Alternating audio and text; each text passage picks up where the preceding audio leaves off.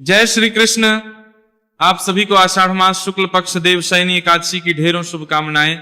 प्रिय भक्तों, आज हरिशयनी एकादशी का दिन है। आज बड़ा ही पुण्यदायी दिन है।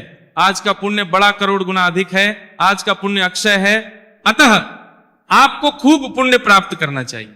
आप अपने पितरों को प्रसन्न करने के लिए गीता के 7वें अध्याय का श्रवण करें। पहले हम गीता के 7वें अध्याय का महात्म्य सुनाएंगे, जो भगवान शंकर के द्वारा मां पार्वती को सुनाया गया। तदुपरांत आप गीता का 7वां अध्याय श्लोक रूप जो भगवान कृष्ण द्वारा महाराज अर्जुन को निर्देश दिया गया वह श्रवण करेंगे।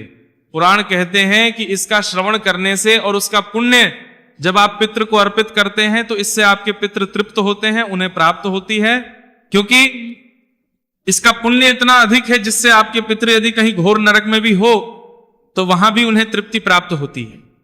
इसीलिए गीता का 7वां अध्याय सुन के उसका पुण्य प्रत्येक महत्वपूर्ण तिथि पर अपने पितरों को अर्पित करना चाहिए, जल तर्पण करना चाहिए। एकादशी बड़ी पूर्णिमा आ रही है 29 तारीख को, इस पे भी करना चाहिए, व्यतिपात योग में भी करना चाहिए। जितना करते हैं उतना पितृ प्रसन्न होते हैं, और जब पितृ प्रसन्न होते हैं तो आपके जीवन के बड़े बड़े संकट दूर हो जाते हैं। आर्थिक परेशानियां चल रही हो, कई बार ऐसा हाल हो जाता है कि एक एक पैसे के लिए मोहताज हो जाते हैं, अनेक प्रयत्न करने के बाद भी पैसा नहीं आता। ये पितृदोष, पितृ की नाराजगी के लक्षण होते हैं। परिवार में कलह क्लेश का हो जाना, पति पत्नी में लड़ाई झगड़े होते रहना, ये सब पितृदोष को दिखाते हैं। इससे बचने का ये उत्तम उपाय है कि आप प्रत्येक एकादशी पर गीता के 7वें अध्याय को सुने, उसका पुण्य पितरों को अर्पित करें और पितृ को जल तर्पण श्राद्ध कर्म करें। ये कर्म अधिक करेंगे उतने ही जीवन में संतोष प्राप्त होगा। अनेकों लोगों ने इसका लाभ लिया है। हमें तो हर दूसरे दिन किसी ना किसी का कमेंट्स या मैसेज आता है कि गुरुजी हाँ आपने ये बताया था, हमने आपका सुना था, बहुत लाभ वो प्राप्त हुआ है। जब से हमने ये गीता के 7वें अध्याय का पाठ सुन के और पुण्य पितरों को अर्पित करना शुरू किया है, तब से हमारे घर में परिवर्तन आ गया है। आप भी लाभ लीजिए। प्रातः काल स्नान करके स्वच्छ वस्त्र धारण कीजिए, एक लोटा लीजिए तांबे का, उसमें थोड़े से एक चुटकी काला तिल डाल लीजिए, एक पत्ता तुलसी का डालिए तो कुशा डालिए, और सारी सामग्री डाल के जल आदि भर के दक्षिण दिशा की ओर मुख करके बैठ जाइए। आसान लगा के हम गीता के 7वें अध्याय का महात्म्य सुनाएंगे, फिर पाठ श्रवण कराएंगे, उसका पूर्ण श्रवण कीजिए। श्रवण करने के बाद आपको संकल्प करवाएंगे कि किस प्रकार से इसका पुण्य अपने पितरों को अर्पित करना है, और पुण्य पितरों को अर्पित का संकल्प करके फिर ये जो जल है लोटे में, इससे तर्पण कीजिए। मंत्र सहित तर्पण करवाएंगे। तर्पण करने के बाद ये क्रम पूर्ण होगा, इससे आपके पितरों को तृप्ति प्राप्त होगी, ऐसा पुराण कहते हैं। और ये बड़ा ही उत्तम उपाय है, इसे प्रत्येक मनुष्य को करना चाहिए। आइए अब हम पहले महात्म्य आरंभ करते हैं। आपसे निवेदन है कि ये गीता के 7वें अध्याय का वीडियो है तो लाइक अवश्य कर दीजिएगा, और चैनल पर नए हैं तो सब्सक्राइब कर लीजिए, क्योंकि ये एक प्रतिष्ठित ज्योतिष संस्थान का चैनल है। यहाँ जो जानकारी दी जाती है वो ज्योतिष शास्त्र और पंचांग पर आधारित होती है। प्रिय भक्तों, कमेंट बॉक्स में अवश्य लिखिएगा जय श्री कृष्ण। भगवान कृष्ण आपके पितरों को गोलोक धाम में वास देंगे। आइए महात्म्य सुनते। महात्म्य क्यों सुना जाता है? महात्म्य सुनना इसलिए आवश्यक है क्योंकि महात्म्य भगवान शंकर के द्वारा कहा गया, मां पार्वती को सुनाया गया, और इसको सुनने से आपको इस अध्याय का महत्व पता चलता है कि यह अध्याय क्यों सुनना चाहिए, इसको सुनने से क्या प्राप्त होता है। और तदोपरांत हम इस अध्याय को जब सुनेंगे तो आपको अधिक प्रसन्नता होगी और अधिक रुचि के साथ आप इसको सुन पाएंगे, और जब अधिक रुचि के साथ सुनते हैं तो आपको अधिक पुण्य की प्राप्ति होती है। इसीलिए पहले महात्म्य सुनाया जाता है। अथ श्रीमद् भगवद गीतासु उपनिषत्सु ब्रह्म विद्याया योग शास्त्रे श्री कृष्णार्जुन संवादे ज्ञान विज्ञान योगो नाम सप्तमो विद्यायः प्रारंभ। बोलिए शंकर भगवान की जय। भगवान शिव कहते हैं कि हे देवी पार्वती, अब मैं 7वें अध्याय का महत्व बतलाता हूं, जिसे सुनकर कानों में अमृत राशि भर जाती है। पाटलिपुत्र नामक एक दुर्गम नगर है जिसका गोपुर द्वार बहुत ही ऊंचा है। उस नगर में शंकुकरण नामक एक ब्राह्मण रहता था। उसने वैश्य वृत्ति का आश्रय लेकर बहुत धन कमाया, किंतु ना तो कभी पितरों का तर्पण किया और ना देवताओं का पूजन किया। वहां करों ने पतरा सोचने में दुर्गम नगर कमाया कि परपी पसनाता तर्पण किया। वहां करों ने मानती है परपी पसनाता तर्पण किया। बहुत ही 5 मानों ने पसनाता तर्पण किया। धन उपार्जन में तत्पर होकर राजाओं को ही बोझ दिया करता था। एक समय की बात है कि उस ब्राह्मण ने अपना चौथा विवाह करने के लिए पुत्रों और बंधुओं के साथ यात्रा की। मार्ग आधी रात के समय जब वह सो रहा था तो एक सर्प ने कहीं से आकर उसकी बाहों में काट कर लिया, और उसके काटते ही ऐसी अवस्था हो गई कि मणि, मंत्र और औषधि आदि से भी उसके शरीर की रक्षा असाध्य जान पड़ी, कि किसी भी औषधि आदि से अब इसको नहीं बचाया जा सकेगा। तत्पश्चात कुछ ही क्षणों में उसके प्राण पक्षी रूठ गई। फिर बहुत समय के बाद वह सर्प योनि में उत्पन्न हुआ। उसका चित्त धन की वासना में बंधा था।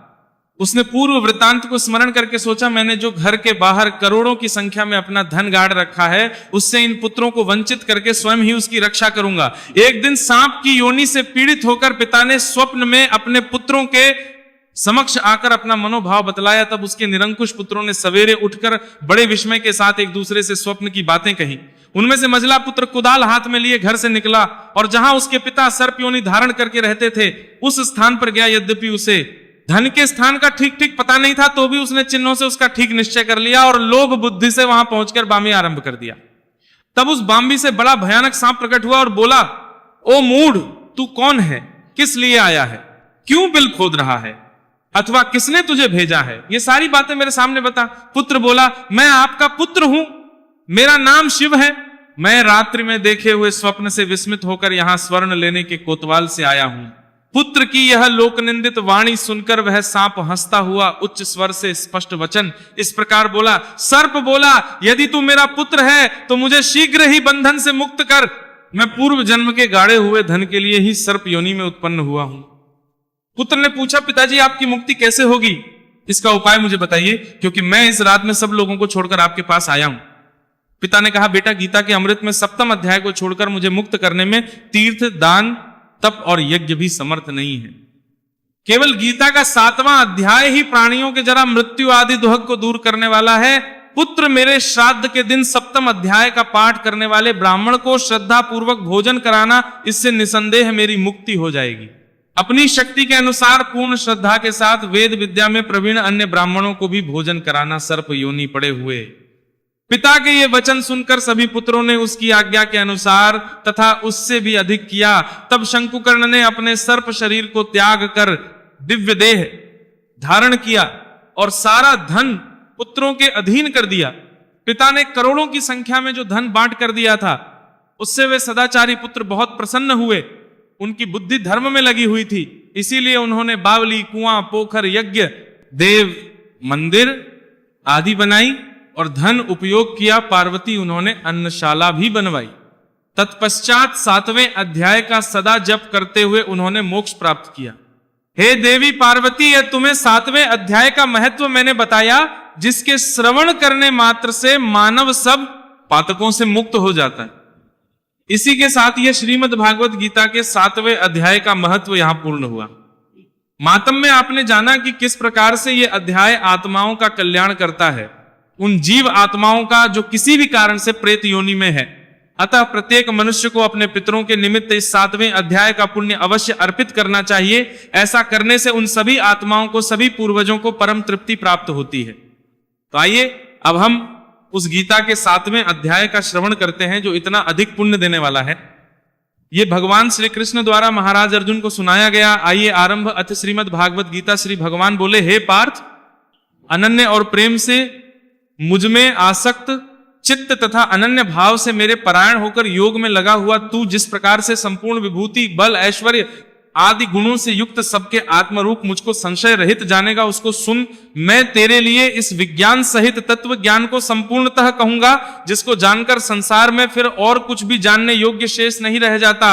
भगवान कृष्ण कहते हैं कि हे अर्जुन, आज मैं जो तुम्हें ज्ञान देने जा रहा हूं ना, उसको जब तुम जान लोगे तो इस संसार में कुछ और बचेगा नहीं जिनकी आवश्यकता होगी जानने की। इसको जानने के बाद तुम्हें यह ज्ञान होगा कि सृष्टि कैसे बनती है, किसके द्वारा बनाई जाती है, कौन इसे संचालित करता है, कौन इसका मूल कारण है, मैं कौन हूं, और सारे संशय तुम्हारे दूर हो जाएंगे। मनुष्य, हे अर्जुन, हजारों मनुष्यों में कोई एक मेरी प्राप्ति के लिए यत्न करता है, और उन यत्न करने वाले योगियों में भी कोई एक मेरे परायण होकर मुझको तत्व से अर्थात यथार्थ रूप से जानता है। भगवान कहते हैं कि इतने सारे जीव हैं इस पृथ्वी पर सब मुझे नहीं पचते, ना ही मुझे जानना चाहते। कोई गिने चुने हैं जो मुझे जानना चाहते हैं और मुझे जानने के लिए, मुझे पाने के लिए प्रयत्न भी करते हैं, और उन यत्न करने वालों में भी बड़े कम होते हैं जो मुझे जान पाते हैं, ये प्राप्त कर पाते हैं। हे अर्जुन, पृथ्वी, जल, अग्नि, वायु, आकाश, मन, बुद्धि और अहंकार भी इस प्रकार या 8 प्रकार से विभाजित मेरी प्रकृति है। ये 8 प्रकार के भेदों वाली तो अपरा अर्थात मेरी जड़ प्रकृति है। और हे महाबाहु, इससे दूसरी को जिससे ये संपूर्ण जगत धारण किया जाता है, मेरी जीव भगवान कहते हैं कि अर्जुन मेरी 2 प्रकृतियां हैं, एक जड़ और एक चेतन, जिनके द्वारा ये जगत धारण किया जाता है और पालन किया जाता है।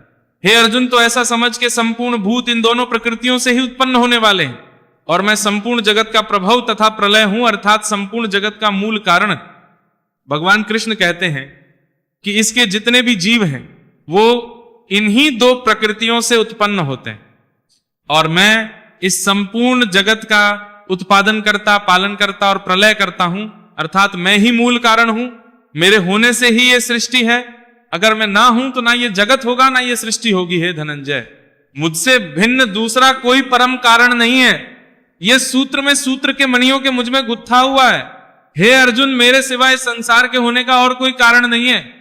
ये पूरा का पूरा जगत मुझ में उसी प्रकार से गुत्था हुआ है, समाहित है जैसे मणियां एक दूसरे में होती है। हे अर्जुन, मैं जल में रस हूं। जल का मूल तत्व क्या है? रस। वो रस भगवान नारायण के होने से चंद्रमा और सूर्य में प्रकाश हूं। चंद्रमा और सूर्य जिस प्रकाश से प्रकाशित होते हैं वो प्रकाश भी स्वयं भगवान नारायण के होने से है। और संपूर्ण वेदों में जिस ओंकार की बात होती है वो ओंकार भी स्वयं वासुदेव ही हैं। और आकाश में जो शब्द गुंजायमान होते हैं वो भी वासुदेव के ही कारण हैं। और पुरुषों में जो पुरुषत्व होता है वह भी परमेश्वर वासुदेव ही है। पुण्य जीवनम सर्वभूतेषु तपस्चास्मि तपस्वीषु।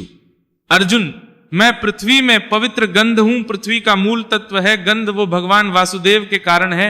और अग्नि में तेज हूं। अग्नि का जो तेज जलाता है वह तेज भगवान नारायण ही है तथा संपूर्ण भूतों में उनका जीवन हूं और तपस्वियों में तप हूं। इस संसार में जितने भी शरीर चल रहे हैं, चाहे वो जीव है, जंतु है, जलचर है, बंजर है, मनुष्य है, कोई भी क्यों ना हो, उन सब के सब का मूल बीज कौन है? भगवान नारायण है। संपूर्ण भूतों में जो जीवन है वो कौन है? भगवान नारायण है। तपस्वियों में तप हूं। तपस्वियों में जो बड़ा गुण होता है ना तप, वो परमेश्वर वासुदेव के कारण ही है। कहते हैं हे अर्जुन, संपूर्ण भूतों का सनातन बीज मुझको ही जान। इस पे जितने भी जीव है ना उन सबका बीज परमेश्वर देव कृष्ण ही है। बीज के क्या होता है? बीज वह होता है जिससे आगे जीव उत्पन्न होते हैं। ये कहे कि फसल उत्पन्न होती है। जब एक किसान खेत में बीज बोता है तो उससे फसल उत्पन्न होती है। उसी प्रकार से ये जीवन रूपी फसल भगवान नारायण के होने से उत्पन्न हुई। प्रभुदेव ना हो तो इस जगत में जीवन उत्पन्न नहीं होगा। कहते हैं मैं बुद्धिमानों की बुद्धि और तेजस्वियों का तेज हूं। बुद्धि में जिस बुद्धि की चर्चा होती है, कुशाग्र बुद्धि, वो परमेश्वर वासुदेव के कारण है। और तेजस्वियों में जो तेज होता है वो भी परमेश्वर वासुदेव ही है। मैं बलवानों का आसक्ति और कामनाओं से रहित बल अर्थात सामर्थ्य हूं और सब भूतों में धर्म के अनुकूल अर्थात शास्त्र के अनुकूल काम हूं। और भी जो सत्व गुण से होने वाले और जो रजोगुण से उत्पन्न होने वाले भाव हैं या जो तमोगुण से होने वाले भाव हैं, उन सबको तुम मुझसे ही होने वाले हैं ऐसा जान। परंतु वास्तव में उनमें मैं और वे मुझ में नहीं है। भगवान कृष्ण कहते हैं कि सत, रज और तम 3 प्रकार के ये गुण हैं, इनके भाव उत्पन्न होते हैं। ये तीनों के तीनों ना तो मुझ में समाहित हैं ना मैं इनमें रहता हूं। अर्थात जहां ये तीनों भाव रहते हैं, सत, रज, तम 3 गुण रहते हैं, ना मैं वहां वास करता हूं और ना वो वहां रहते हैं जहां मैं रहता हूं। गुणों के कार्य रूप, सात्विक, राजस और तामस, इन तीनों प्रकार के भावों से ये सारा संसार प्राणी समुदाय मोहित हो रहा है। इसीलिए इन तीनों गुणों से परे मुझको नहीं जानता। भगवान कृष्ण कहते हैं हे अर्जुन, ये जो सत, रज और तम है ना, इन तीनों प्रकार के भावों का इस समाज पर बड़ा प्रभाव है। ये जो प्राणी समुदाय है ये इन तीनों भावों से भरा हुआ है और इनसे मोहित हो रहा है। और इन भावों में घुल मिल जाने के कारण या इन भावों का प्रभाव अत्यधिक होने के कारण ये मुझ अविनाशी को नहीं जानता कि मुझ परमेश्वर को जानता ही नहीं है। क्यों? क्योंकि इन तीनों का इतना प्रभाव है कि यही इसकी बुद्धि में घुसे रहते हैं। क्योंकि ये अलौकिक अर्थात अति अद्भुत त्रिगुणमयी मेरी माया बड़ी दुष्ट है, देवी मम माया। ये जो मेरी माया है ना 3 गुणों वाली, ये बड़ी दुष्ट, बड़ी कठोर है। ये किसी को बाहर नहीं निकलने देती, सबको अपने जाल में फंसा के रखती है, प्रत्येक मनुष्य को फंसा के रखती है। परंतु जो पुरुष केवल मुझको ही निरंतर भजते हैं वे इस माया का उल्लंघन कर जाते हैं अर्थात संसार से तर जाते हैं। भगवान कृष्ण कहते हैं कि फिर भी जो मनुष्य इस माया से बाहर निकल जाते हैं, मुझे भजते हैं, उन पर इस माया का प्रभाव नहीं पड़ता, और जो मुझे भजते हैं वो इस संसार से पार भी हो जाते हैं। माया के द्वारा जिनका ज्ञान हरा जा चुका है, ऐसे आसुर स्वभाव को धारण किए हुए मनुष्यों में नीच दूषित कर्म करने वाले मूढ़ लोग मुझको नहीं बचते। भगवान कहते हैं कि हे अर्जुन, ये जो मनुष्य है ना, इसकी बुद्धि पर माया का पर्दा पड़ जाता है। तो जिनका चित्त माया के द्वारा हर लिया जाता है, जिनकी बुद्धि पर माया का पर्दा पड़ जाता है, ऐसे लोगों का स्वभाव असुरों जैसा हो। और जब उनका स्वभाव असुरों जैसा हो जाता है तो ऐसे लोग नीच कर्म करते हैं, दूषित कर्म करते हैं। और जो नीच तथा दूषित कर्म करने वाले मूर्ख लोग हैं, वो भगवान वासुदेव को नहीं भजते। हे श्रेष्ठ अर्जुन, उत्तम कर्म करने वाले अर्थार्थी, अर्थ जिज्ञासु और ज्ञानी, ऐसे 4 प्रकार के भक्तजन मुझको भजते हैं। भगवान यहां अपने भक्तों की विशेषता बता रहे हैं, कह रहे हैं कि उनके जो भक्त हैं वो 4 प्रकार के हैं। नित्य मुझ में एक ही भाव से स्थित अनन्य प्रेम भक्ति वाला ज्ञानी भक्त अति उत्तम है, क्योंकि मुझको तत्व से जानने वाले ज्ञानी को मैं अत्यंत प्रिय हूं और वह ज्ञानी मुझे अत्यंत प्रिय है। कहते हैं कि जो तत्व से जानने वाला ज्ञानी है ना, वो मुझसे बड़ा प्रेम करता है और मुझे भी वो बहुत प्रिय है। कहते हैं यूं तो ये सभी उदार हैं, परंतु ज्ञानी तो साक्षात मेरा ही स्वरूप है, ऐसा मेरा मत है, क्योंकि वह मदगत मन बुद्धि वाला ज्ञानी भक्त अति उत्तम गति स्वरूप मुझ में ही अच्छी प्रकार से लीन रहता है, स्थित रहता है। बहुत जन्मों के अंत के जन्म में तत्व ज्ञान को प्राप्त पुरुष सब कुछ वासुदेव ही है, इस प्रकार मुझको भजता है, वह महात्मा अत्यंत दुर्लभ है। भगवान कृष्ण कहते हैं कि इस जीवात्मा के हजारों जन्म होते हैं, कोई जीवात्मा 1000 जन्म के बाद भी ये समझ पाए कि इस सृष्टि के कर्ता धर्ता वासुदेव ही हैं। ऐसी जीवात्मा बड़ी मुश्किल से मिलती है, बड़ी कम होती है। अनेक जीवन लेने के बाद भी, अनेकों जन्म लेने के बाद भी ये जीवात्मा ये जान ही नहीं पाती कि सृष्टि के कर्ता धर्ता परमेश्वर वासुदेव हैं। उन भोगों की कामना द्वारा जिनका ज्ञान हरा जा चुका है, वे लोग अपने स्वभाव से प्रेरित होकर उस नियम को धारण करके अन्य देवताओं को भजते हैं। भगवान कहते हैं कि ये जो मनुष्य है ना, ये सदा कामनाओं में डूबा रहता है, इसकी कामनाएं बहुत हैं, और कामनाओं की पूर्ति से प्रेरित होकर ही ये अन्य देवताओं को भजता है। अर्थात ये जो मनुष्य है, इसकी कामनाओं से भी प्राय किया है प्रेम भक्तों, कामनाओं से भी प्राय है कि मनुष्य की इच्छाएं बहुत हैं। देखिए यहां पे विशेष रूप से भक्ति को समझाने का प्रयास किया जा रहा है कि भक्ति जो है 2 प्रकार की होती है, एक सकाम भक्ति, एक निष्काम भक्ति। तो भगवान कह रहे हैं कि जो मनुष्य है ना, ये सकाम भक्ति बहुत करता है, जो कामना की पूर्ति के लिए की जाती है। अगर वस्तुतः देखो तो आज के समय में भक्ति होनी ही बंद हो गई। आप कहेंगे पंडित जी बड़ी भीड़ है, क्या बात कर रहे हैं आप, भक्ति तो बहुत हो रही है, पहले तो होती नहीं थी इतनी। तीर्थ ट्रेन की बुकिंग नहीं मिलती है, बस फुल जा रही है, मंदिरों में भीड़ है, पर वहां ध्यान दीजिए जो भक्त आ रहे हैं वो कौन सी भक्ति कर रहे हैं, वो सकाम भक्ति कर रहे हैं, वो अपने उद्देश्य की पूर्ति के लिए वहां आ रहे हैं। कोई कहता है मेरे बेटे का ब्याह करा दो, कोई कहता है मुझे पोता दे दो, कोई कहता है बेटे को पास करा दो, कोई कहता है बेटे की नौकरी लगवा दो, कोई कहता है बेटी की शादी करवा दो, कोई कहता है मुझे नाती दे दो। सबकी अपनी अपनी इच्छाएं हैं, कोई धन चाहता है, कोई संपत्ति, कोई प्रमोशन, कोई नौकरी, कोई पत्नी, कोई पति, सब अपनी इच्छा लेके भगवान के पास जा रहे हैं। इसे कहते हैं सकाम भक्ति। आपकी कामना है, उसकी पूर्ति के लिए आप भक्ति कर रहे हैं, अपनी कामना को पूरा करवाने के लिए, और इस कामनाओं में डूबे रहने के कारण ही मनुष्य अन्य देवताओं को भजता है। कोई कहता है भाई अच्छा ये परेशानी है, इस देवता को भजो, ये तुम्हारी इस इच्छा को पूरा कर देंगे। ये परेशानी है, इस देवता को भजो, ये तुम्हारी शिक्षा को पूरा कर देंगे। तो भगवान कहते हैं कि कामनाओं में डूबा मनुष्य अन्य देवताओं को भजता रहता है, और जो सकाम भक्त जिस देवता के स्वरूप को श्रद्धा से पूजना चाहता है, उस भक्त की श्रद्धा को मैं उसी के प्रति स्थिर कर देता हूं। भगवान कहते हैं कि जो भक्त किसी भी देवता को पूजना चाहता है, तो भगवान वासुदेव कुछ ऐसा करते हैं जिससे कि उसी देवता के प्रति उसकी श्रद्धा और अधिक बढ़ जाती है। क्या करते हैं भगवान? वह पुरुष उस श्रद्धा से युक्त होकर उस देवता का पूजन करता है, और उस देवता से मेरे द्वारा ही विधान किए हुए उन इच्छित भोगों को निसंदेह प्राप्त करता है। कहते हैं कि वो जो मनुष्य, उसने अमुक देवता से कोई वस्तु मांगी, तो भगवान नारायण के विधान से ही वो वस्तु दी जा रही है, नारायण ही उसको देने वाले हैं, परंतु दे कैसे रहे हैं? उस देवता के माध्यम से। तो इससे उस देवता के प्रति उस भक्त की श्रद्धा और बढ़ जाती है, उसको लगता है इसी देवता ने मेरी इच्छा पूरी की है, और इससे वो उस देवता को और अधिक पूजने लग जाता है, उसकी भक्ति और अधिक स्थिर हो जाती है। भगवान कहते हैं परंतु उन अल्प बुद्धि वालों का वह फल नाशवान है तथा वे देवताओं को पूजने वाले देवताओं को प्राप्त होते हैं, और मेरे भक्त चाहे जैसे ही बजे अंत में वे मुझको ही प्राप्त होते हैं। भगवान वासुदेव कहते हैं कि ये जो भक्त है ना, जो इच्छाओं की पूर्ति के लिए भक्ति कर रहे हैं, इनको जो फल प्राप्त होने वाला है ये आज नहीं तो कल नष्ट हो जाएगा, सदा रहने वाला है नहीं। और ये देवताओं को पूजने वाले देवताओं के धाम को जाएंगे, इनको मुक्ति प्राप्त नहीं होगी, मोक्ष नहीं मिलेगा।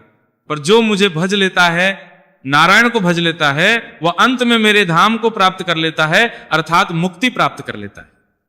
भगवान कृष्ण कहते हैं कि बुद्धिहीन पुरुष मेरे अनुत्तम अविनाशी परम भाव को ना जानते हुए मन इंद्रियों से परे मुझे सच्चे आनंद धन परमात्मा को मनुष्य की भांति जनकर व्यक्ति भाव को मानते हैं।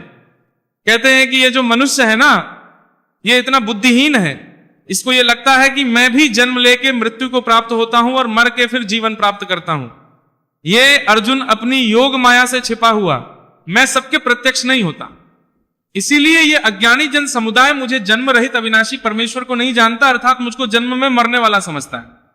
कहते हैं कि मैं सदा अपनी योग माया से छिपा रहता हूं, इसीलिए इस मनुष्य को लगता है कि मैं भी जैसे मनुष्य जन्म लेता है फिर मृत्यु को प्राप्त होता है, वैसे ही जन्म में मरने वाला हूं। हे पूर्व में व्यतीत हुए और वर्तमान में स्थित तथा आगे होने वाले सब भूतों को मैं जानता हूं, परंतु मुझको कोई भी श्रद्धा भक्ति रहित पुरुष नहीं जानता। कहते हैं अर्जुन, क्या हो चुका है, क्या हो रहा है और क्या आगे होने वाला है, ये सब मैं जानता हूं, पर मुझे वही जान पाता है जो श्रद्धा रखता है, और जिसमें भक्ति है, जिसमें भक्ति और श्रद्धा नहीं है, ऐसा पुरुष मुझे नहीं जान सकता। हे अर्जुन, संसार में इच्छा और द्वेष से उत्पन्न सुख दुख आदि रूप मोह से संपूर्ण प्राणी अज्ञानता को प्राप्त हो रहे हैं। कह रहे हैं कि ये जो मनुष्य समाज है ना, इसमें सुख और दुख का द्वंद्व चल रहा है, इसी से ये अज्ञानता को प्राप्त होते जा रहे हैं। इनमें सुख दुख का द्वेष उत्पन्न हो रहा, परंतु निष्काम भाव से श्रेष्ठ कर्मों का आचरण करने वाले जिन पुरुषों का पाप नष्ट हो गया है, वे राग द्वेष जनित द्वंद्व रूप मोह से मुक्त दृढ़ निश्चय भक्त मुझको सब प्रकार से भजते हैं। कहते हैं कि जो निष्काम भाव से कर्म करते हैं, अच्छे कर्मों का आचरण करते हैं, ऐसे लोगों का, ऐसे पुरुषों का पाप नष्ट हो जाता है और वे राग द्वेष जनित द्वंद्व से मुक्त भी हो जाते हैं। और ऐसे ही भक्त भगवान को हर प्रकार से भजते हैं।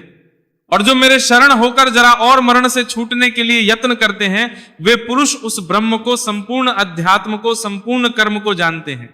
कहते हैं कि जो ऐसा मनुष्य मेरी शरण में आ जाता है जरा और मरण से छूटने के प्रयत्न करता है, अर्थात जन्म मृत्यु के चक्र से छूटने का जो प्रयत्न करता है, उसे मैं ब्रह्म संपूर्ण अध्यात्म का ज्ञान प्राप्त प्रदान कर देता हूं और उसकी मुक्ति हो जाती है। अधिभूत और अधिदेव के सहित तथा अधियज्ञ के सहित मुझे अंतकाल में भी जानते हैं। वे युक्त चित्त वाले पुरुष मुझे जानते हैं, अर्थात प्राप्त हो जाते हैं। कहते हैं, हे अर्जुन, इस जीवात्मा के अंत के समय में भी यदि कोई जीवात्मा मुझे भज लेता है तो उसे भी मैं मुक्ति प्रदान कर देता हूं, वो भी संसार से तर जाता है। इति श्रीमद् भगवद गीतासु उपनिषत्सु ब्रह्म विद्यायां योग शास्त्रे श्री कृष्णार्जुन संवादे ज्ञान विज्ञान योगो नाम सप्तमो अध्याय। बोलिए कृष्ण भगवान की जय। इसी के साथ ही गीता का 7वां अध्याय यहां पूर्ण होता है। इसमें भगवान श्री कृष्ण का उपदेश है और संदेश है कि मनुष्य को सकाम भक्ति छोड़ के निष्काम भक्ति की ओर अग्रसर होना चाहिए।